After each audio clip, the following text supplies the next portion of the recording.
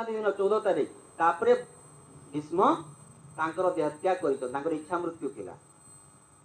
ତ ଭୀଷ୍ମ ଗୋଟେ ସୁନ୍ଦର ଶବ୍ଦ ସେ ନବମ ଅଧ୍ୟାୟରେ କହିଛନ୍, ସଂଗ୍ରାମ କରି ଯେତେ ମଲେ ତା ମୁଖ ଦେଖି ଡରି ଗଲେ।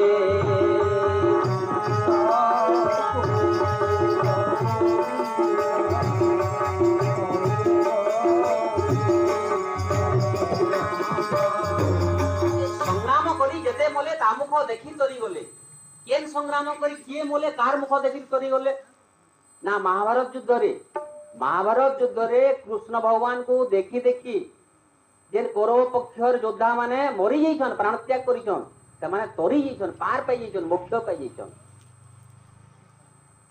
ଏବଂ ଠିକ ସେ ସମାନ ଜିନିଷ ରାମାୟଣରେ ଦେଖିବେ। ଭଗବାନ ରାମଙ୍କୁ ଯେନ୍ ଅସୁର ମାନେ ଦେଖି ଦେଖି ଯୁଦ୍ଧ କରିଛନ୍, ପ୍ରାଣ ତ୍ୟାଗ କରିଛନ୍, ସେମାନେ ପାର ପାଇ ଯାଇଛନ୍। ରାମଚରିତ ମାନସରେ ଅଛି, ରାମକାର ଭয়ে ତିନକେ ମନ ମୁକ୍ତ ଭୟ ଛୁଟେ ଭଗବନ୍ଦନ। ଯେ ରାମମୟ ହୋଇଥିଲା ମାନସ ତାଙ୍କର, ବ୍ରହ୍ମପଦ ଲଭିଲେ ଯେ ତେଜିନ ଶରୀର।